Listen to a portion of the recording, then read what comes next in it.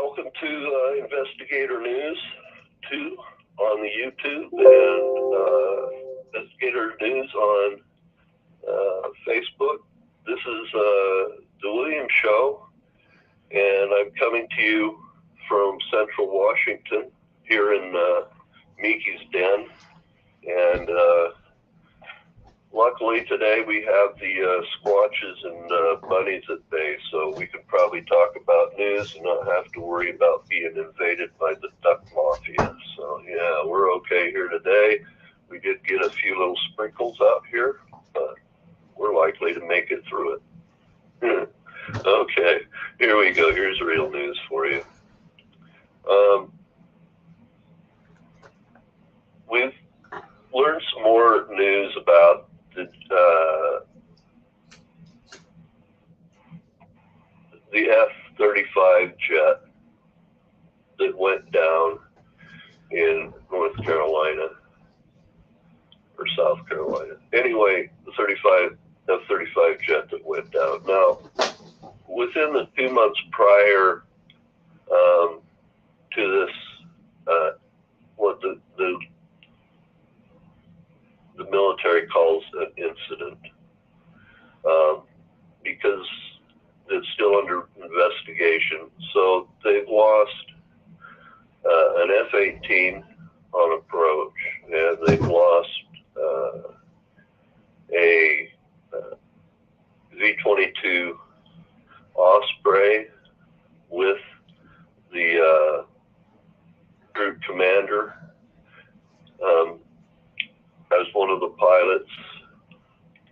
So the military, the Marines have instituted a 2-day safety stand down. Now, we've had those in the past in the military, and what it is they take a couple days, they go through their books, they look at the debriefs within the time from that stand down until the prior stand down, if they've had one, or for a year or so. And those kind of squawks they look at to see if something needs to be modified within their standard operating procedures. Everything that happens on a military base with aircraft, either with maintenance or flights, have a standard operating procedure they have to adhere to very scrupulously. So those all will get reviewed, not just by like a base commander or something, but all the pilots and the flight boss. So everybody puts their heads into it and looks for what is it that we can do to be more effective and safer. So so that's what happened with the stand down. Now, that did nothing for the people in the Charleston area, because they still wanted to know why this jet was falling out of the sky, into their neighborhood or the area near them, and putting them in, in a little bit of danger. So as far as the, what do you call them? The communications director there, that was a loss by not coming up with something to help folks. Now, we did get out over the weekend some recordings of 911 from the pilot. So let's learn from what the pilot talked about in his 911 call. He said he was involved. He had to bail out of an aircraft. Okay. It was because there was a problem on the aircraft that he had to eject. That he had somebody flying near him. Okay, so it was a two-ship. And so now we know that. We know that there was a massive front moving through at the time because of hurricane. So they ended up in gray out conditions with 50-mile-an-hour winds. And we know that the pilot said he ejected at 2,000 feet. So we're assuming, we don't know, but we're assuming he was on long final. His age is 47, so chances are he's not a new trainee to the jet. He has some time in aircraft, and that he had no external bleeding at the time. So we don't know if he had any internal bleeding. Anytime you eject, you end up being a couple inches shorter for a while until you get through the decompression of your discs, and then even after that, you usually lose a half inch in your height. So he may be in hospital for blown discs. We don't know. And there may be other things. Your body can only take a certain amount of G-forces on things like your aorta at your heart before it will separate. There's a number of things that can come into play. We don't know any of that. What we do know is there was no external bleeding at the time of the 911 call, that he had landed in some people's backyard in his parachute. He'd gone in and asked them to call 911, and then they handed the phone over to him, and he gave this information to the 911 dispatcher. So that's what we have on the F-35 jet. Now, moving on. Newsmax has a story coming out of Parliament. Well, this is very disturbing to me this weekend. Now, it's Parliament in Canada.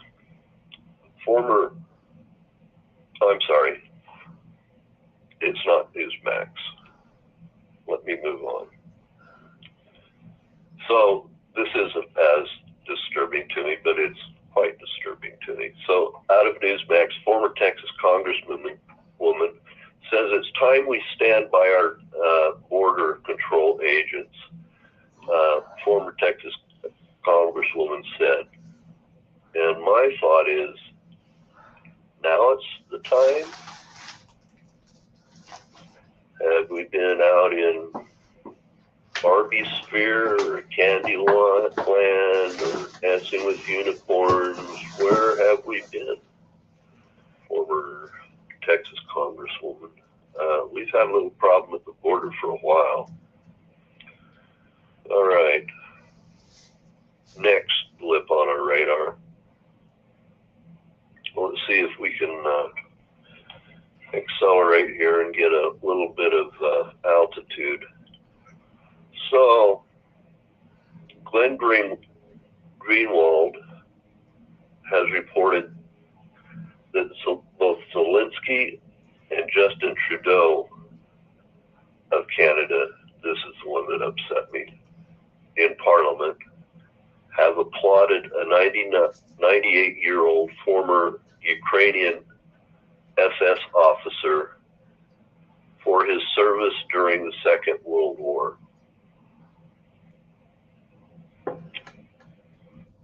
So, during the Second World War, the United States, England, and Russia were allies.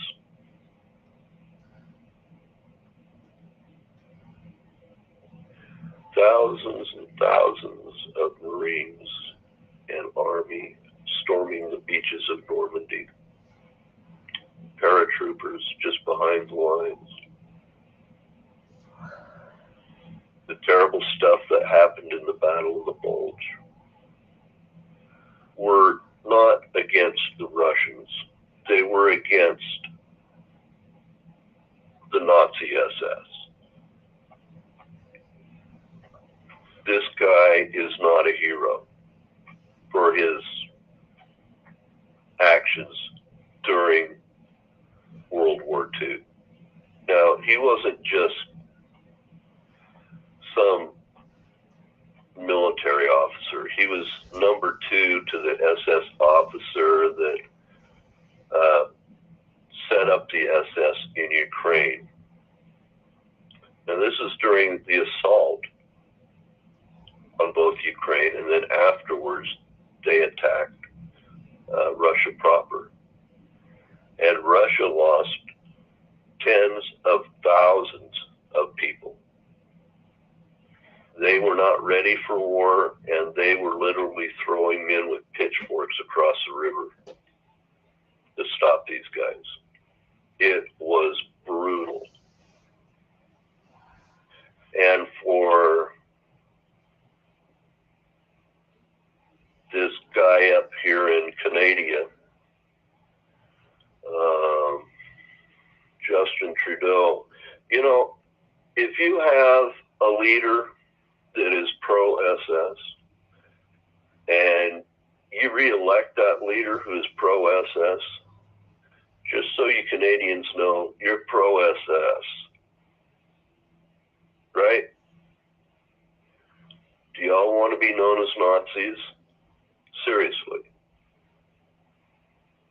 You have a chance to change that. Now, I haven't known Glenn Greenwald to be a liar, and I saw videos of the parliamentary meeting where he was applauded. So, no. You know, I'm a child of the Cold War. I spent my service in the Cold War against the Soviet Union. There would have never been a Soviet Union had it not been for the Germans attacking the Russians.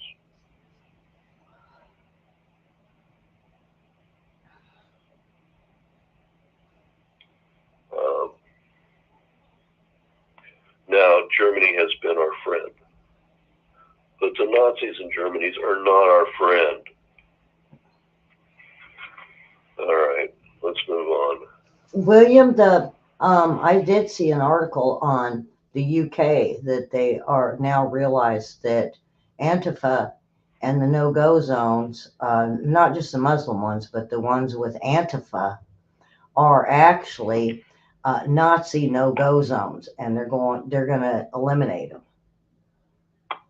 Well, that's what the Azov battalion was doing in eastern Ukraine. We've known that. They're running around with signs, and what do they have? They call themselves anti-fascist when indeed they're fascist, which is the number one technique of people trying to subvert a government. Is you declare yourself as the opposite of what you really are. Right. And Linda has a question. You're anti-fascist, or you're for all the people, like the communists, or it just goes on and on. Yeah. Right?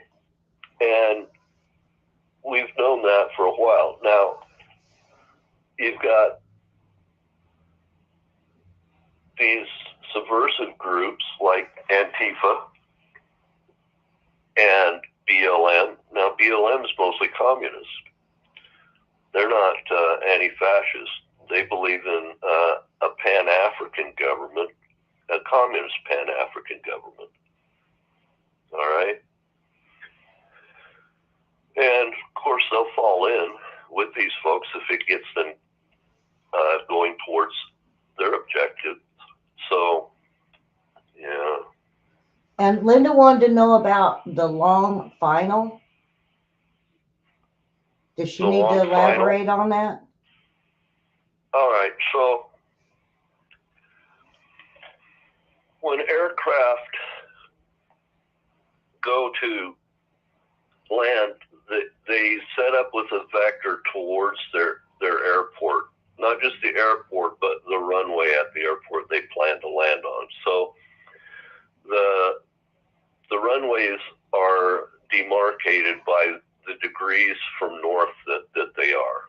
All right, so there's 360 degrees around to the North Star. So whatever the degree of the landing area of that runway, so it might be runway, 210, or it may be landing runway 22. It depends on, and if you have two side-by-side runways, it will be like 22 right and 22 left. Okay. So they usually try to do a large orbit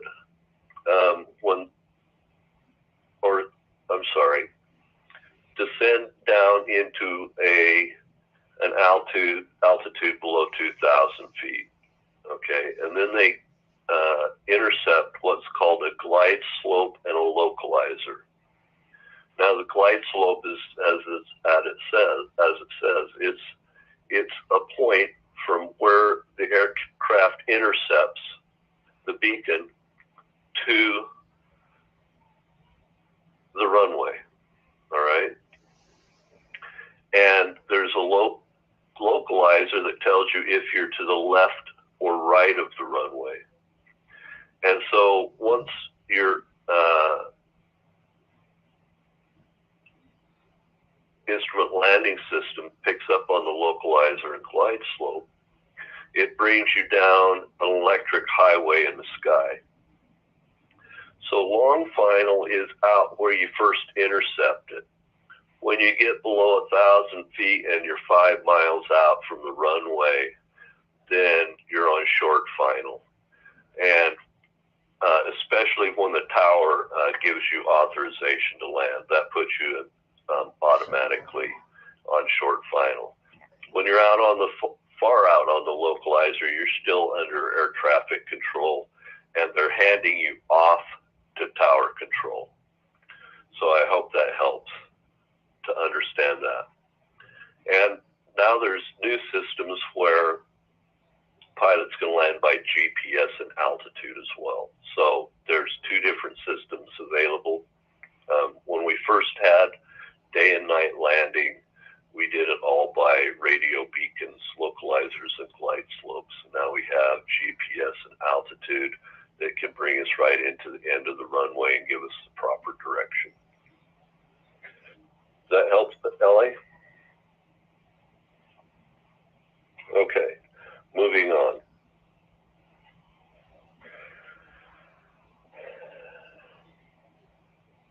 So, according to Dana Loesch, the Biden administration is pledging $40 billion in a charm offensive towards the Pacific Islands.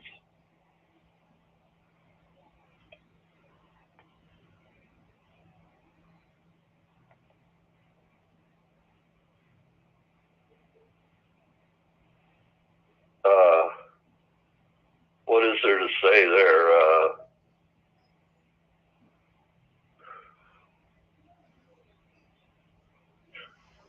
Why did they wake up today and figure that out?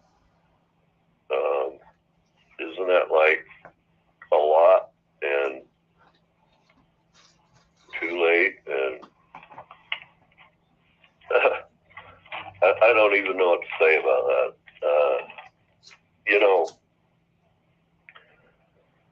We should be pulling our resources out of China. We shouldn't have to spend $40 billion on the Pacific Islands. We should be investing in the other Pacific Islands. Mm-hmm. But what we're having to do is spend U.S. tax dollars, right? Okay. So what we're effectively doing is we're protecting companies so they can do business in China with tax dollars to mitigate the damage that they're doing to the country. So here's how it works. Our money goes offshore. Our jobs go offshore to China. Our companies go offshore to China. Our technology goes offshore to China. And then we should be thankful that we can spend tax dollars to mitigate the damage, because the jobs, the money, the technology, the corporate interests went offshore to China. I'm just going to call bullshit on that. I'm sorry, Ellie. That's okay. You know what? We've seen that. We've seen it in the past, and you know, we've got groups like BlackRock and State Street. They're doing like Sequoia did and spinning off their corporation into LLCs so that the LLCs can interact with China. Well, no, it's you guys, right? You're interacting with China. You're giving China strength over the United States. That's just great. Just great. Colluding. That's colluding with the enemy. What's next? Big pharma, telecommunications, battery and photonics industries. I guess y'all know that's already happened. So, yeah, I'm not impressed, especially if the administration is demanding we onshore batteries and photovoltaic cells from China to mitigate our carbon footprint while China's burning up all the carbon on Earth to make power. All right, I'm moving on, Ellie. That's a sore spot with me. So Ron Paul is reporting that McCarthy has been seeking to include money for Ukraine in the next military appropriations bill.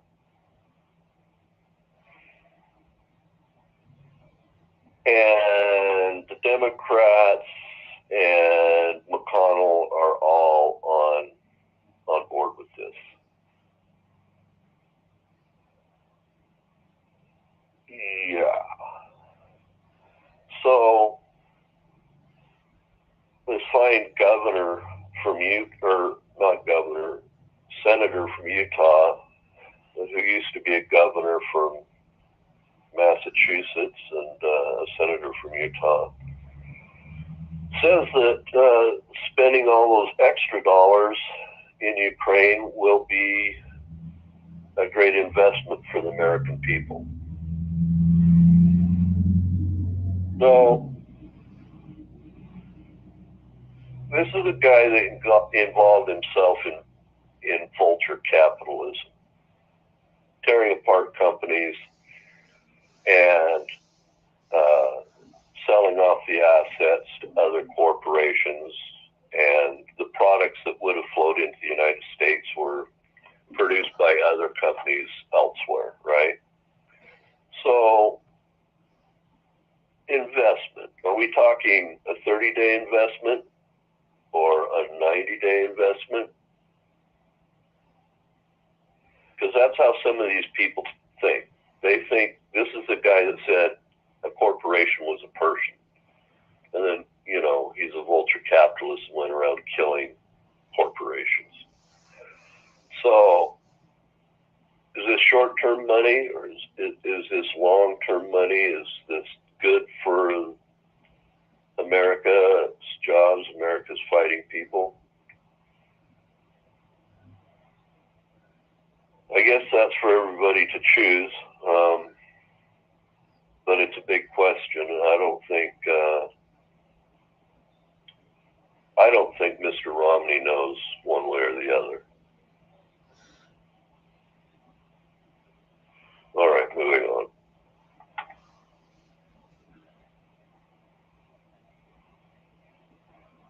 This is almost rich. So Glenn Beck on his show on YouTube says that Main Street is turning against our good president, Joseph Robinette Biden. Now, what is that based on? Is it polls? Is it reporting? So how is that the Democratic Party is turning against their president in power right now? Turns out there was an opposition piece written in Newsweek by Progressive. Yeah. So one progressive writes an opposition piece, which may have been just a piece so that the Democratic Party can choose a direction to set their sail against or for, right? And suddenly, it's the Democratic Party turning against their president. Okay, sure, Glenn, that's what's happening. Don't worry about our president. He's going to step down because the Democratic Party is worried about him not winning. No. So, okay, let's move on. This is some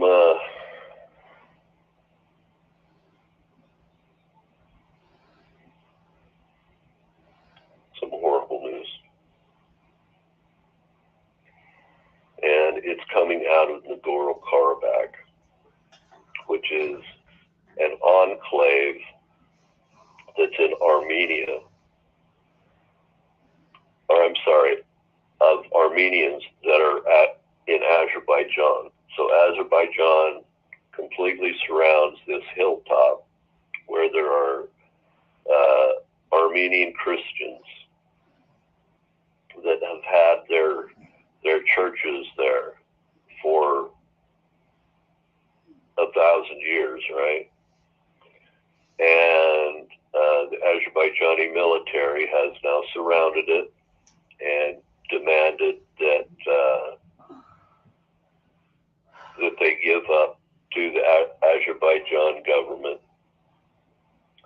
And Patrick Lancaster, who is a journalist that appeared on Redacted, says that let me find the name of the town here.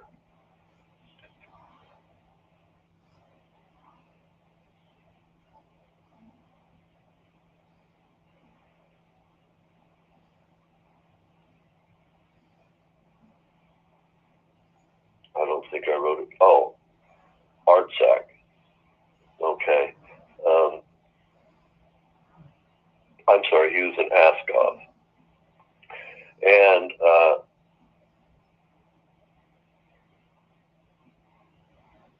he said that now in Armenia, because of this, there are calls of revolution to overthrow the Republic of Armenia. And at the same time, there are 80,000 Armenians trapped in the Nagorno-Karabakh. Now, to give you a little bit of history, there were arguably, depends on which side you're on, 1 million Armenians were caught in a genocide perpetrated by Turkey. Okay,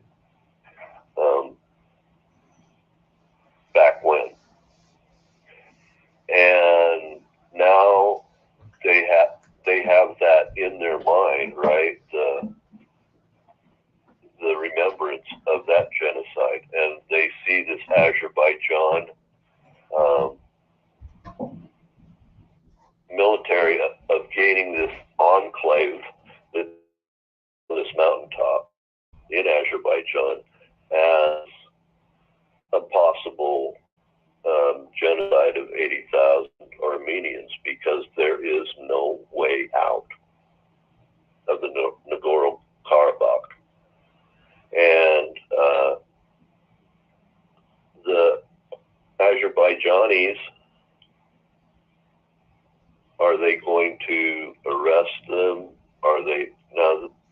Azerbaijan, I believe, has a state religion, which is Muslim. Are they going to demand the Armenians of the Nagorno-Karabakh to convert at the point of the sword? We've seen that in Saddam's Iraq, not too far away.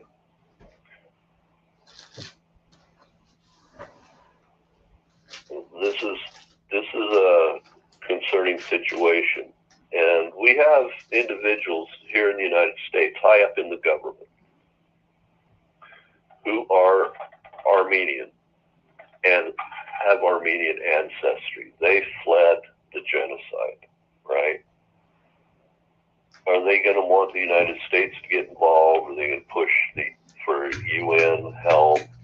What's going to happen here? Anything can happen, because remember, now Turkey is a near border of Armenia, and we have military bases there with aircraft, so we could be involved in this in a heartbeat.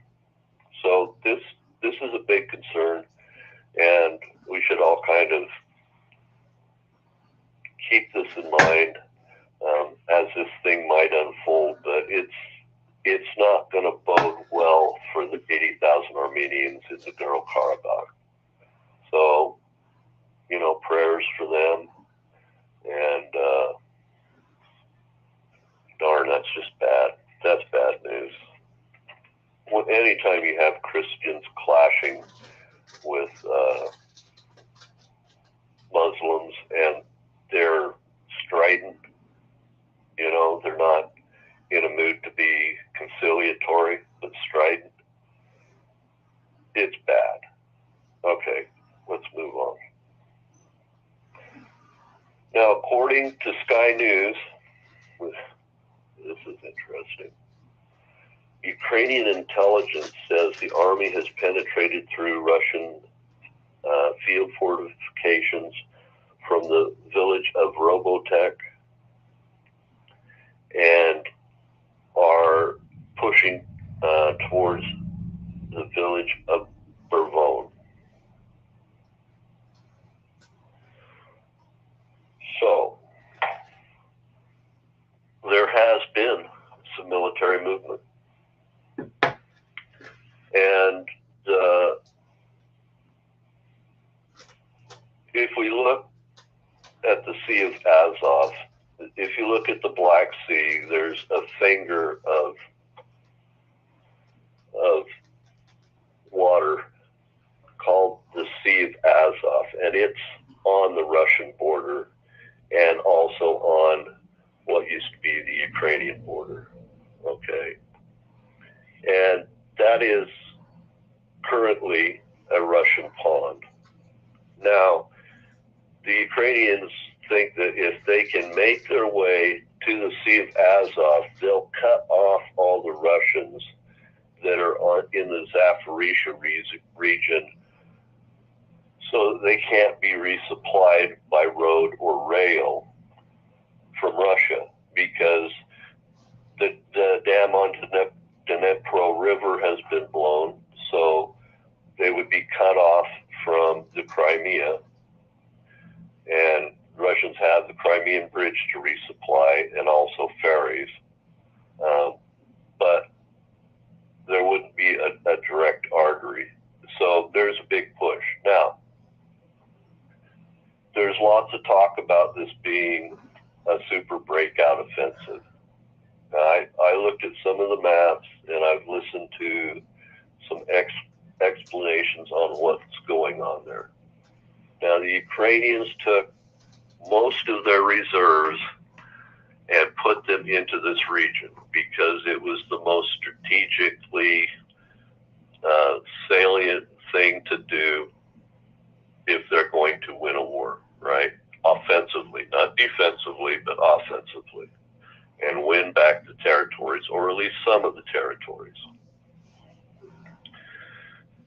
And but the thing is Russians, they have this habit, okay, and it's part of their battle doctrine. If you have a pincer formation or a direct attack position, and you can allow them in, and you can encircle an attack position into a pincer, then you fall back. You let them in. So Ukraine could be stepping into a trap. Now, they have control of the small village and village of Robotyne, and they say they want to move towards the village of Verbone. The problem is the village of Verbone doesn't do them any kind of strategic good. If they were to head towards the village of Tomac, now Tokmak is a railroad hub, and it has a highway hub, so it has fingers going in every direction in the Zaporizhzhia area controlled by the Russians. So that would make sense. Now, the offensive started on July 25th, and now here we find ourselves on the 25th of September in the year of the Lord 2023, and they've managed to gain a village. And they are correct. They made it through the first line of defensive fortifications the Russians had set up, and they weren't inextensive fortifications. It was a heavily mined area, so EOD has been out there on their bellies for months now, sneaking around and setting up the minefields so that Ukrainian armor can move through without being blown up. So they've been out decommissioning mines all over the place.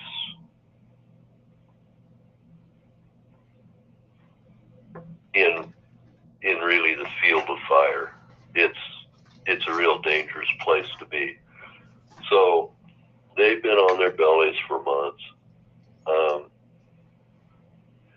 but they were able to get their heavy armor in to protect this village, and the Russians did fall back. Now there's some rumblings coming, and Russia has said that they were able to take the village of Robotyne. Okay, so it's not like this is disputed anywhere. So we know this is accurate. All right, let me move on. And keep in mind, the Sea of Azov is on the same side of the Black Sea. Just to the south is Armenia. So this isn't far apart. You just throw some Russia and Soviet Georgia between the two, and it's Ukraine next door, right? So the instability of one place has led to the instability likely of the other place. You know, what's on the Sea of Azov? Well, currently it's a Russian-controlled pond. After World War II, the Atlantic was considered an American-controlled pond. All right? So that gives you an idea of what it means to have basically a Russian-controlled pond. Now, with the exception of Sevastopol on the Crimean Peninsula, on the other side of Crimea, Crimea from the Sea of Azov. With the exception of that and their holdings in the Baltic and in the the Arctic, all of Russia's naval operations come out of the Sea of Azov. So that's an important thing to keep in mind. Another one, the Crimean Bridge is on the reaches of the Sea of Azov. Now, there's been talk out there in the blogosphere that the Russians are likely to use nuclear weapons to save this area if the Ukrainians capture or cut off some military behind enemy lines. I don't believe that's true. There's not a reason for Russia to put the entire mother country up on the table over these three territories. So I don't believe that to be true.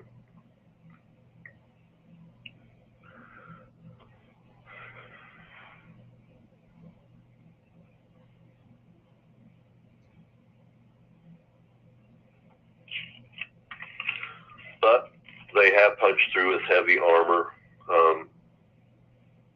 We've got a total of 3 to 6 more weeks of the fighting season. So this offensive hasn't gone well this year, and there has been terrible loss of life. All right. William, you mentioned season, and the whole thing is Ukraine doesn't like to fight during the winter months, but Russia's usually okay with it. So there's 2 fighting seasons. One's during the summer and one's during the winter when everything ices over. Now, if it's a mild winter and it's not bitterly cold, so the ice is thick enough to support heavy armor, then they won't fight, okay? So there are 2 fighting seasons. Now, this fighting season is about to go into a fall deluge of rain, and it will just become a mud pit like it was in the earlier part of the season in the spring. So the spring and fall in this area near Russia has been historically a mud pit. And even, Moscow was built on a big mud bog. I don't know if people realize that, but the Russians have reclaimed a lot of land in that area from water. All right. And so there's a lot of water that goes into that area every spring and fall. And then, of course, with snow during the winter. So if they're going to take that area near the Sea of Azov, they've got another 8 times the distance they've gone into this village to cut off the Russians. And if they don't cut off the Russians will have an entire season to resupply that area and rearm their fortifications. Now, they're bringing people out of the north, okay, towards the Zaporizhia area. And at the same time, they're attacking Ukraine in the north so as to cause Ukraine to string out their weapons to try to protect the north. At the same time, they have this big push in the south. So this is a big push-pull, and it's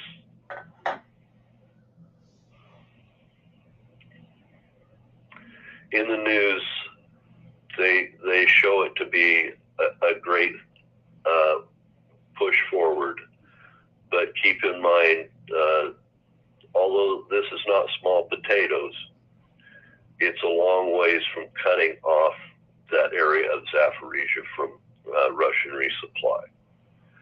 So they're going to be touting this now into the future. That this shows that Ukraine now deserves more weapons so that they can fulfill their need to push Russia out of these 3 Ukrainian territories. I'm just going to call bunk on that one. All right. Now, Zelensky came over to the United States and has talked to the president, and the president has said that he's going to send several billion more dollars. I think it was 43 billion more in aid, and a large number of howitzer rounds, some new HIMARS, and what was it? There was something else that was important that he was sending. Anyway, I forget. So, and at the same time, there's those in the United States that are touting forever war in Ukraine. So Zelensky's getting weapons, but he's also getting some lips that he's going to be involved in forever war. Okay, so while Zelensky was going to the United States and the United Nations, let me see.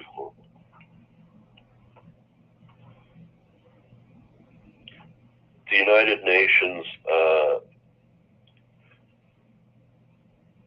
is indifferent to the West's Russian hate fest, I guess they're calling it,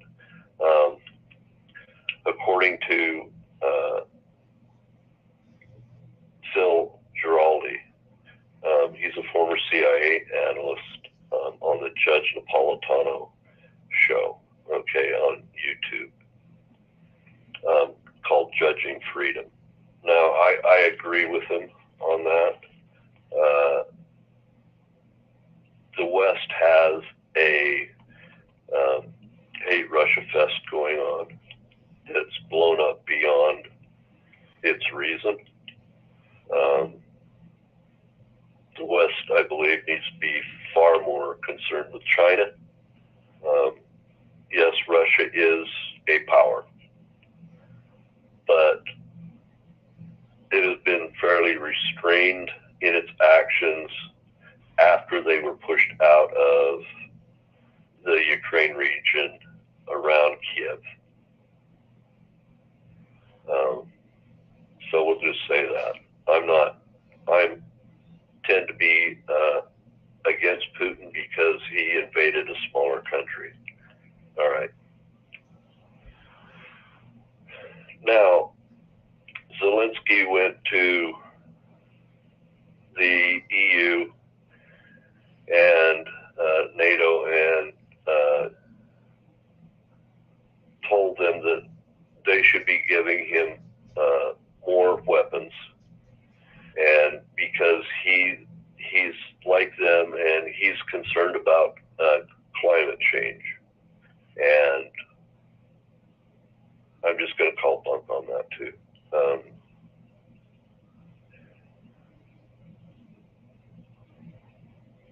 And at the same time now, we're getting now rattles out of Germany, particularly German Chancellor Scholz.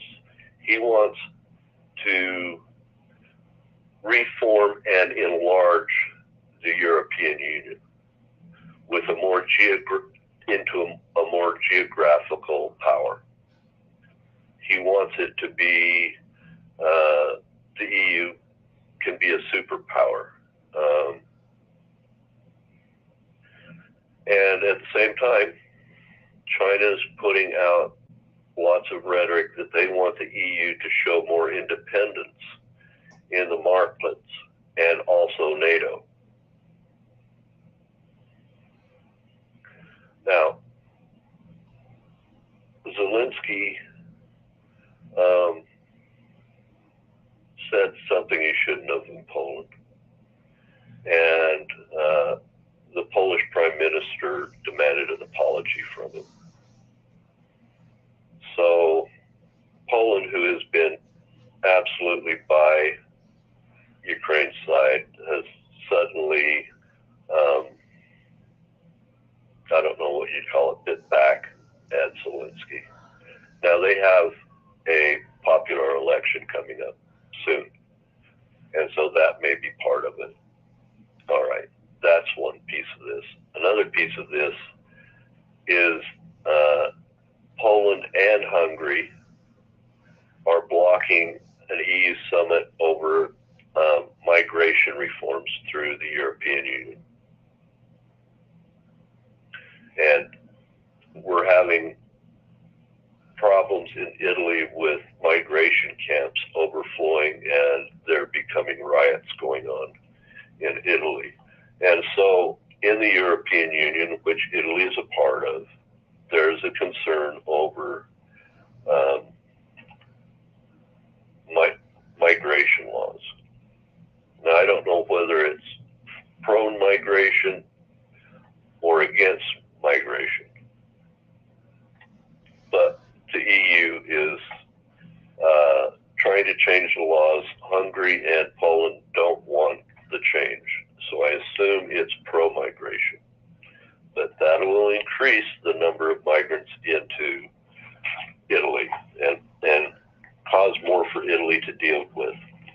Now, at the same time, I don't know if you've ever heard of OPFOR. OPFOR was a UN force that was created to de-escalate between Kosovo and, do you remember the other country, Ellie? Anyway, Kosovo is to the north, and that's a city, and then there was a more Muslim small country to the south, and they were involved in a slaughter for quite a while. And the United States went in and basically quelled that Kosovo war so that both sides would sue for peace. Now there has been a shootout in Kosovo this weekend that's left 4 dead. So the European Union is calling for de-escalation. Now, World War I started right there. All right. When Archduke Ferdinand was assassinated, that started the dominoes that led to the First World War. And so this has always been a hotbed, and there's calls for de-escalation. While at the same time, the United Nations is indifferent with respect to the Russians involved in Ukraine and the attack on that area. So depends on where you come from. That's important. All right, Ellie, do you want me to talk about Congress? Do you want me to talk about our friends in Taiwan? Whichever. Let's just go to this Taiwan. Yeah, whatever. Taiwan. You can do Taiwan, then Congress, and if that's what you got. Well, we're at 4 o'clock. That's why I asked. So Taiwan has manufactured now 378 of its new CM-32 armored personnel vehicles. So they can be either armored personnel or they can be armored personnel fighting, meaning that they can have offensive weapons. Now these are 6-wheeled vehicles, all right, replacing the old 8-wheeled vehicles, all drivers, and so this is a super off-road, all-terrain vehicle, all right. It's all on the soft tires. Now they had a 6-wheeled vehicle that was originally designed in the Netherlands before that, but it didn't have any armored positions for fighting. You could have a 50 caliber, but you didn't have any armor between you and who you're firing at. But this new CM32 does, as opposed to the old CM31. It is light armor, okay? So the number one importance of this vehicle is to be both fast, all right? It has to be fast, it has to be maneuverable. So its speed and agility are the two things that cannot be sacrificed with this vehicle. Now, the reason behind that is Taiwan, if they're attacked by China, would have to move quickly, but from the north to the south or the south to the north, depending on where the Chinese landed, or if they landed at both ends from the middle out. You guys get the idea. And so this is basically their response to that. Now, they've been in trying to get this produced for quite a while, but they did some investigations and they found out that a lot of the manufacturing was substandard and had been farmed out to China. So they had a whole number of holes with deficiencies, and that led to a big fight in the Ministry of Defense and Parliament as to what needed to be done, and that China had then understood what the capacities were and had also subverted the ability for the Taiwanese to be able to maintain these vehicles because parts didn't transfer from one vehicle hull to the next. So that has now been rectified, okay? So initially it was 32 vehicles that went through that whole process of the initial creation of the vehicle that went to China. Now it has been pulled back. It's being completely manufactured in Taiwan, and they've upgraded it. And it's now being called the CM32, and the name of it is the Cloud Leopard, because that's a very quick, stealthy animal. And they've been using these recently. They had a monsoon and were able to use these to go off-road and get across areas where bridges were out to protect civilian communities during some of the monsoons recently. So they are effective vehicles. They carry 2 more than the CM31 of troops, and from what I've seen, it's a great light armed vehicle. Now, it won't stop a round from a tank, and it's not going to stop something from a missile. But if you charge into an area with, light 50 caliber, standard battlefield, light infantry weapons, they do provide an amount of protection and offensive firepower. So that's good to see that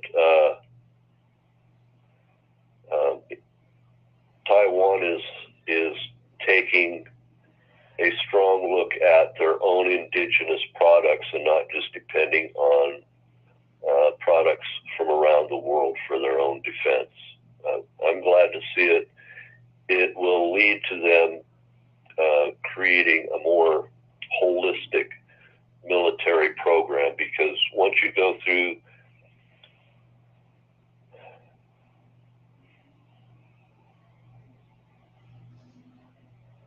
the organization of producing and engineering and deciding what the parameters are going to be on these acquisitions. They have to look at the whole of the military in where they spend their money, right? And it's a great impetus for the military to be looking everywhere to see what they need the most. And this is a good first step for their indigenous program. Okay, during the weekend, we had a little something out of our mayor from Phoenix. She's thinking that Phoenix needs to be a smart city with green belts. You know how green Phoenix is, and can't remember the name of the town next to it. I will in a minute, but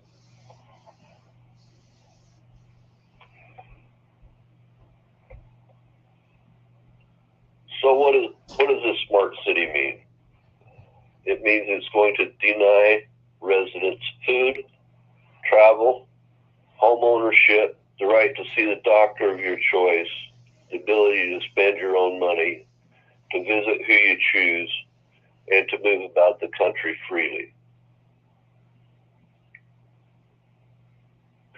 Now, this mayor was caught going to one of these Agenda 30 conferences just before she was outed. Of course, she's lying about it, like Governor Green of Hawaii has been lying about going to a big climate confab about using smart cities. Okay. The climate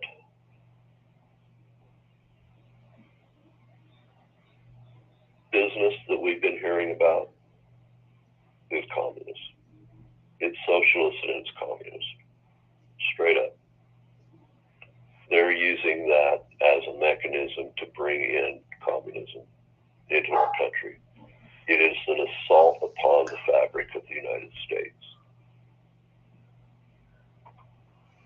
Now, that's William's opinion, but if you look at what smart cities entail, and it's part of the reaction to global climate, it is indeed socialist and communist.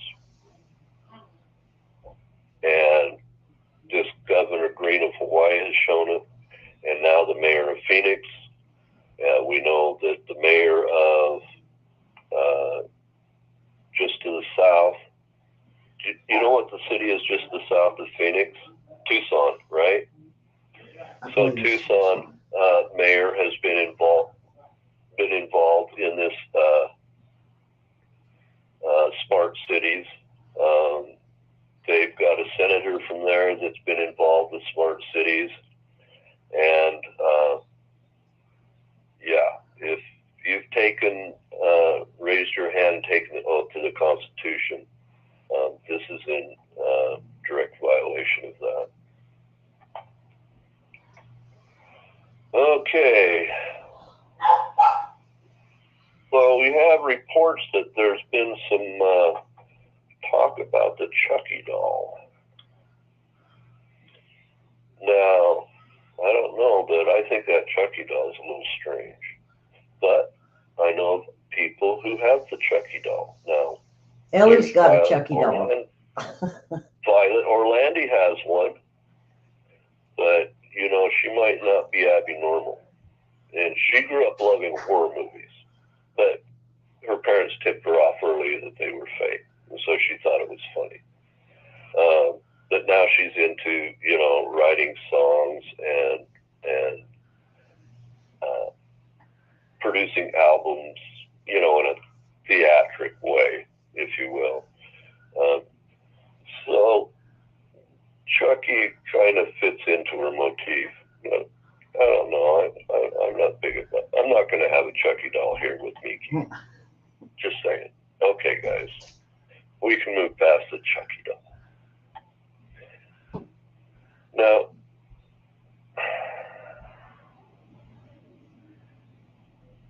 Canada and India are now folding to pressure from the EU over this new mild strain of the cold variant of the C virus.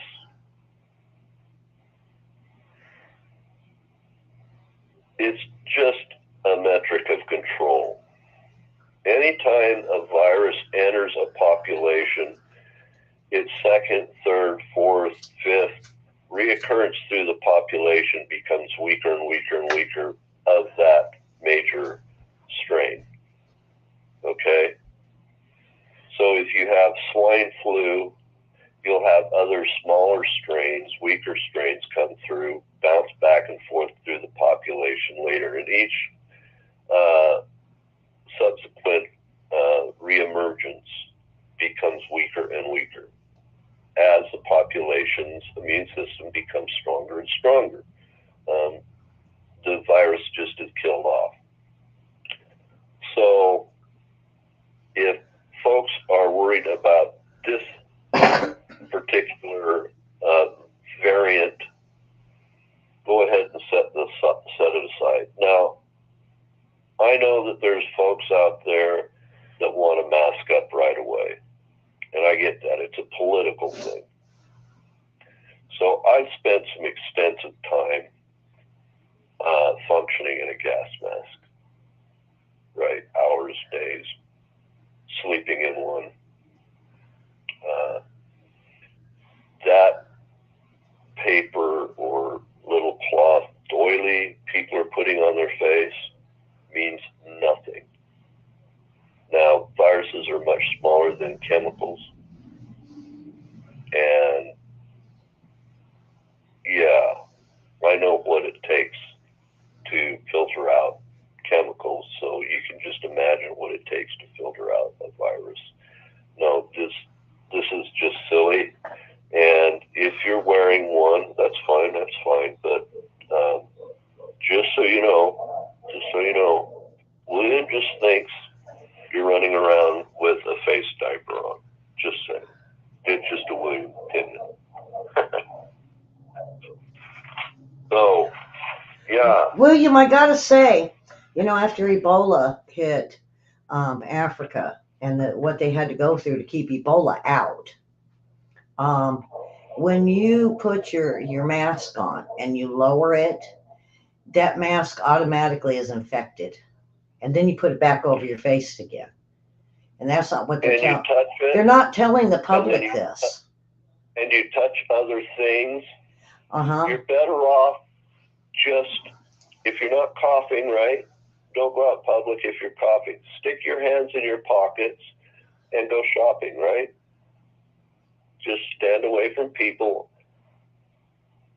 and stick your hands in your pockets. Only pick up the things you're buying and put them in your basket. If you want to protect yourself, wear gloves. That protects you to a much greater degree. Wash your hands regularly. That's far more protective. Keep the food surface around where you prepare your food. Far more effective. Take regular showers. Don't just go in and swish around in some water and jump out into the towel. I mean, take a cloth and soap and scrub yourself down, once a day, and wash your hands 3 or 4 times a day. It's far more effective. And we know that, I know that from the military, and it's been studied, and it's serious. And, the military, when they don't want our military members sick, right? So they come out and tell us right away, look, these viruses are out. They don't tell us to not shop and stuff like that, but they're saying, if you see somebody coughing, don't approach them. If you wash your hands, keep things clean. Make sure your clothing stays clean. Don't go days and days in the same clothing. Just basic things. If a major illness comes through, don't send your child to daycare. if you want the bug, send your child to daycare and bring the bug home, because kids share bugs easier than anybody else. They've got the smallest immune systems out there. Okay, I've shared that. Well, that's about what I've got, Ellie. And Miki and I are pretty happy here in the den. We just came back from grocery shopping before the show. I talked to Ellie, and we had some good tall can of meat with gravy chow, and she's over there with just one eyeball on me, kind of watching me in her gravy coma. So we're doing good. Miki's happy and got a full tummy, and we've had just a rain over here in central Washington. Not too much, not too little. It's been cloudy, not too hot, not too cold. Just perfect weather here. So I hope everybody else is having some decent weather right now, and enjoy your evening. And thank you, Ellie, for letting me contribute.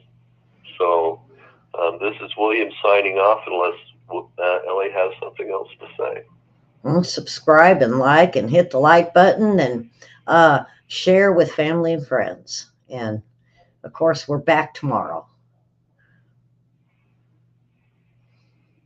Thanks, so. All right. Take care, and we'll see you all tomorrow.